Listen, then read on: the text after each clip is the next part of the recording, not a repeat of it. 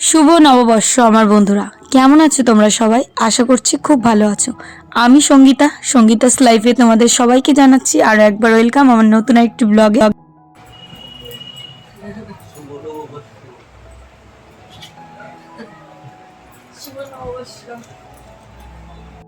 সবে ঘুম থেকে উঠেছি, হাজব্যান্ডকেও ডেকে উঠালাম, ওকে ঘুম থেকে উঠে বলে দিয়েছি শুভ নববর্ষ। আরও দেখো ব্রাশ করে একদম আমাকে দোকান খোলার আগ মুহূর্তে এসে আমাকে শুভ নববর্ষ জানিয়ে একটা সুন্দর একটা চুমু দিল কপালে, যেটা দিনটা আজকে সত্যি খুব সুন্দর যাবে। তো চলো বন্ধুরা দেখতে থাকো আজকের ব্লগটা, আশা করছি তোমাদের অনেক ভালো লাগবে। আর তোমরা কে কোথা থেকে ভিডিওটা দেখছো অবশ্যই কিন্তু কমেন্ট করে জানিও। বিছানা তো ওঠানো কমপ্লিট, মেয়ে দেখো শুয়েই আছি। তো ওকেও আজকে প্রথম দিন বাংলা বছরের, তাই ওকে একটু আদর করে নিচ্ছি। ওকেও বললাম শুভ নববর্ষ, আর ওকে কিন্তু ঘুমানোর সময়ই আমি আর কি কপালে একটা চুমু দিয়েছিলাম। তো চলো ওই বাড়িতে যাই, গিয়ে কাজ তো করতে হবে, আজকে আরও কাজের ঢের পড়ে আছে। কারণ আজকে যেহেতু নববর্ষের দিনে প্রতিটা মানুষের বাড়ি কাজবাজ থাকে। আমাদের গ্রামে না গোবরের খুব মানান্তর, যেহেতু চৈত্র মাসে সবাই কিন্তু গোবর কেউ দিতে চায় না। কারণ এখন যদি গোবর দিয়ে মানুষ যদি ওই বোরে টোরে বানিয়ে রাখে, তাহলে ওই বর্ষাকালের দিন সবারই উপকার হয়। এবার এই জিনিসগুলো কি কেউ দিতে চায়? যাই হোক, তবুও যাব একটু। ঘর দোর ল্যাপা পোছা আছে, আর উঠোনের অবস্থা তো খারাপই, যেহেতু অনেক ধুলো। তো কি করা যাবে বলো, একটু তো গোবর মাটি দিতে হয়, সেটাই দেব। এই দেখো ধুলো, বুঝতেই পারছো, দেখে বোঝাই যাচ্ছে চৈত্র মাসের এই অবস্থা। পুরো সারা বাড়ি ধুলো, আর বাড়িতে তো কদিন থেকে কাজ হলো।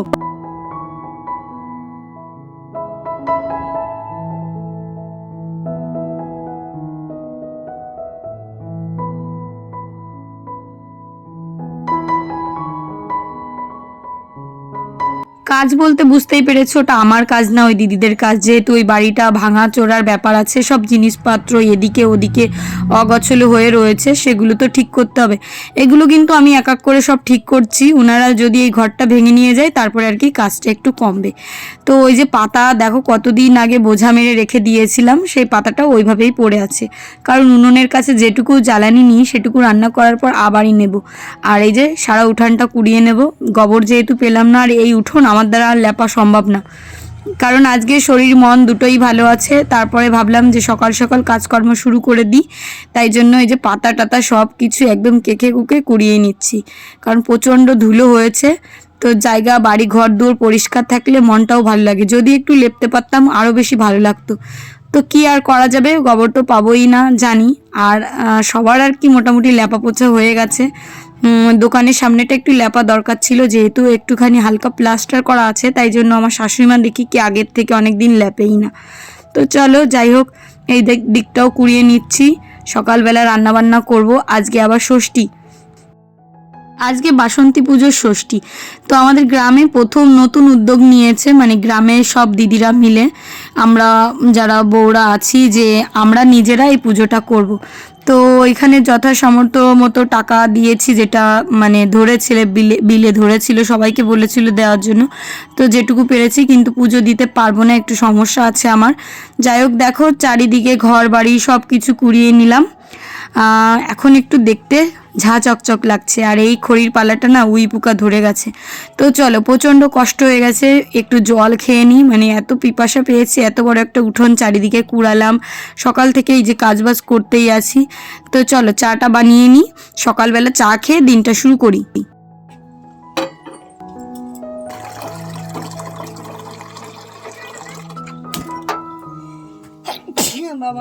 নববর্ষ পাখি, ওইটা ওইটা কি হাতে, কি ওইটা রেখে দাও তো। আজকে কি খাবা? আমি যা রান্না করবো তাই খুশি। চলো আগে চা তো খেয়ে নি, এখানে কোনো বাজার পাইনি আজকে, সব বাজার উড়ে গেছে, কিচ্ছু নেই কিচ্ছু নেই। দেখি তোমার বাবাকে বলতে হবে, দরজাটা আটকে আসি। তো এই দেখো উনুনটা আমার লেপা হয়ে গেছে। তো আজকে যেহেতু রবিবারের দিনেই শুভ নববর্ষ পড়েছে, তাই জন্য ভাবলাম একটু মাংস আনি, যেহেতু পুজোও করতে পারবো না। আর সোমবারে তো মাছ মাংস কিছুই খাই না, তো একটা দিন আবার লস করব মানে কি, শনিবারে খাই না, সোমবারে খাই না, মাঝখানে রবিবার এই দিনটাও যদি না খাই তাহলে 3টে দিন আর কি নিরামিষ খেতে হবে। তো ওটাও ওর বাবাও পারবে না, আর আমি পারলেও ওর বাবা বিশেষ করে পারে না, মানে নিরামিষ জাতীয় জিনিস খেতেই চায় না। তো যাই হোক 2টো দিন আর কি বেছে নিয়েছি, যে শনিবার আর সোমবার এই 2টো দিন চেষ্টা করি, মানে খুবভাবে চেষ্টাই করি, খাই না বললে চলে, তো নিরামিষ খাওয়ার। ওই জন্য উডনের পাটটা লেপে নিলাম যেহেতু রান্না করব।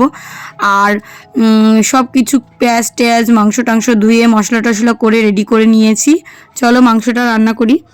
তো দেখো দিয়ে দিলাম পেঁয়াজ কুচি, তার ভিতর সব হাতে যে মশলাগুলো বেটেছিলাম সেগুলো এই যে কষাচ্ছি, কষাতে কষাতে যখন তেলটা একটু ছুটে আসবে তখন দিয়ে দেবো এই যে মাংসটা। তো মাংসর আলু না আমি সব দিন কাঁচাই দিই, আগে একটু ভেজে দিতাম, কিন্তু কাঁচা দিলে এই মাংসের সঙ্গে দিয়ে দিই, মাংসের ভিতর একদম আলুর ভিতর ভীষণ পরিমাণে মশলাটা ঢোকে, বেশ ভালো লাগে। তো দেখো কষানো আমার হয়ে গেছে ভাজা ভাজা। তো এই হাঁড়িতেই গরম জল রেখেছিলাম, এই জলটা এখন আমি দিয়ে দিচ্ছি। এই তো হয়ে গেল প্রায় রান্না অর্ধেক। কষানো যদি ঠিকঠাক হয় রান্না হতে বেশি টাইম লাগে না।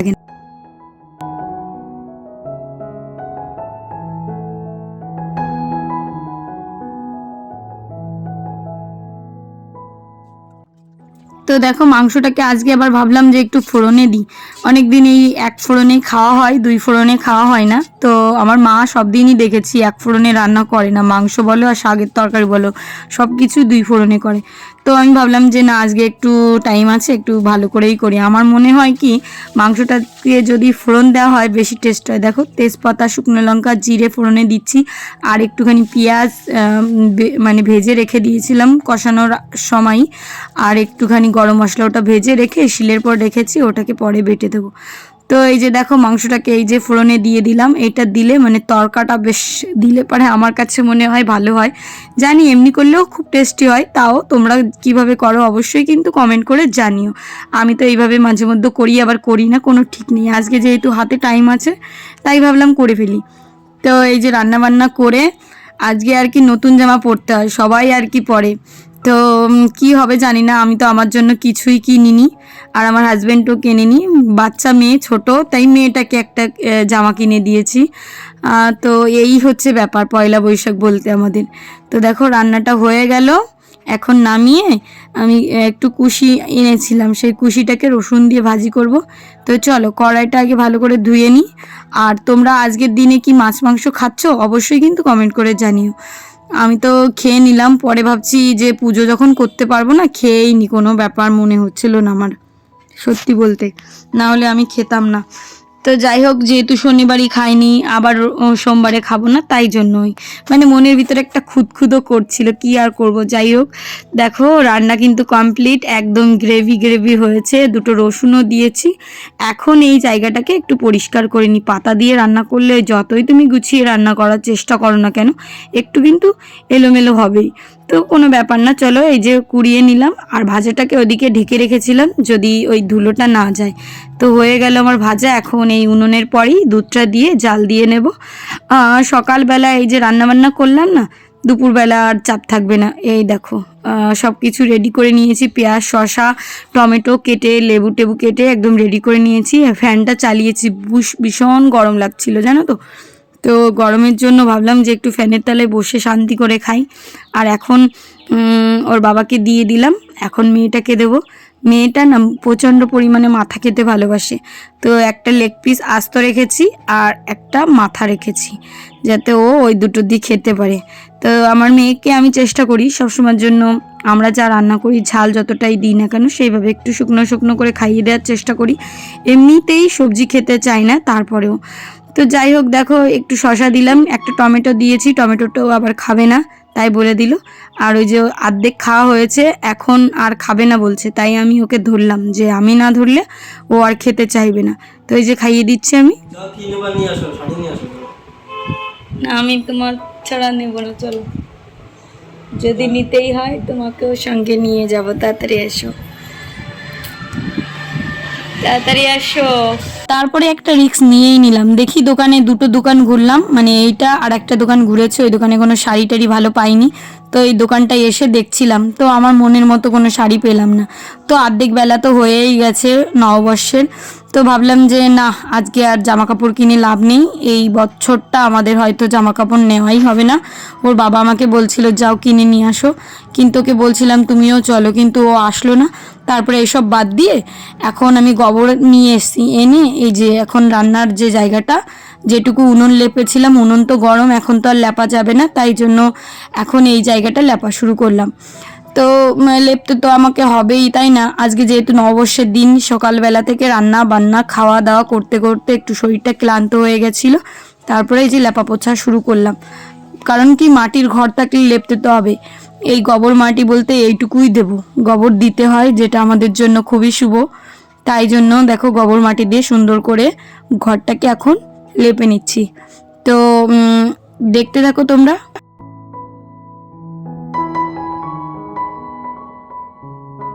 তো রান্নাঘরটা লেপা হয়ে গেছে, এখন এই দেখো এই বারান্দাটা লেপবো। তার আগে আমার ঘর কিন্তু লেপা কমপ্লিট, এত ক্যামেরা সেট করে আর লেপা দেখানো যায় না, তো টানা টানা করে লেপছি যাতে একটু বেশি থাকে। আর বাছুরের গোবর নিয়ে এসেছি, যাতে বাছুরের গোবরগুলো একটু ভালো হয় লেপা পোছার জন্য ঘর দুয়ার, কারণ গ্যাস থাকে না তো। আর লেপাটা দেখতে কত সুন্দর লাগছে, মনে হচ্ছে না কত স্পিড। যদি হতো সত্যি কত নয় ভালো হতো, কিন্তু অনেকটা টাইম লাগে। পাকা ঘর তো দিনে 2বার মুছতে হয়, ও বেশি টাইম লাগে না, কিন্তু এই যে ঘর দুয়ার সপ্তাহে 1 দিন মুছলেও একটু ভালো করে না মুছলে হয় না, তাই না?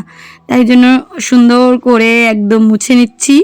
বাড়িতে আবার ঘর মুছবো, মানে শাশুড়ি মা মুছে টুছে সকালবেলা পুজো দিয়ে নিয়েছে, আমার যেটুকু কাজ সেটুকুই বাকি আছে, তো ওটা বাড়ি গিয়ে করব। তার আগে দেখো ঘরের চারিপাশের ডোয়াও লেপে নিচ্ছি, এই দিকটাও লেপে নিচ্ছি, ও সামনেটাও লেপা হয়ে গেছে। মানে ঘর দুয়ার লেপা পোছা কমপ্লিট। এখন মনে একটা শান্তি লাগছে, না যে একটা বড় কাজ করে ফেলেছি।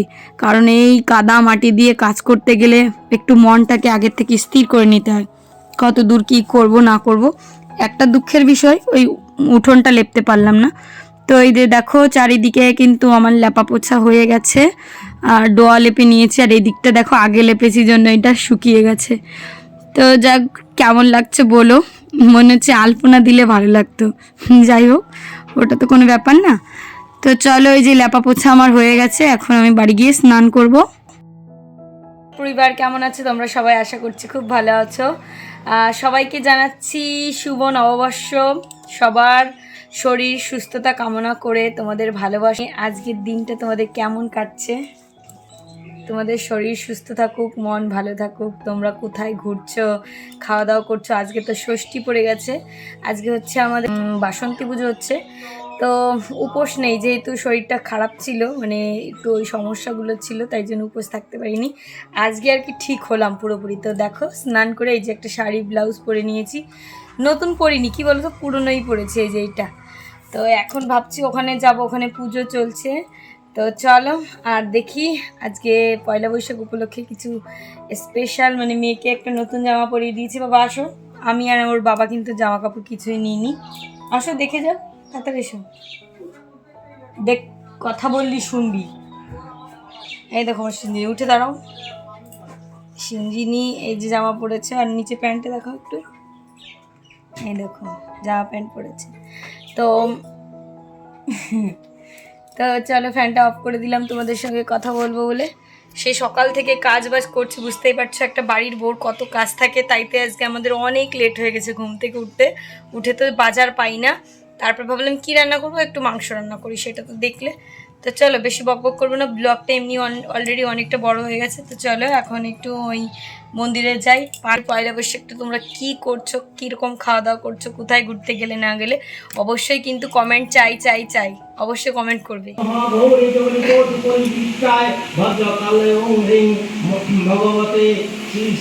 তো দেখো আমাদের এই যে ব্লাড সেন্টারে আর কি এই যে পুজো হচ্ছে, এই বাড়ি প্রথম।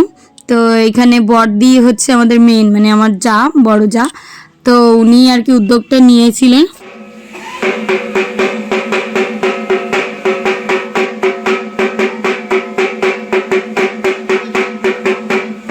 চলো বন্ধুরা, আজকের ব্লগটা এ পর্যন্ত রাখছি। নববর্ষ তোমাদের কেমন কাটলো অবশ্যই কিন্তু কমেন্ট করে জানিয়ে সবাইকে টাটা।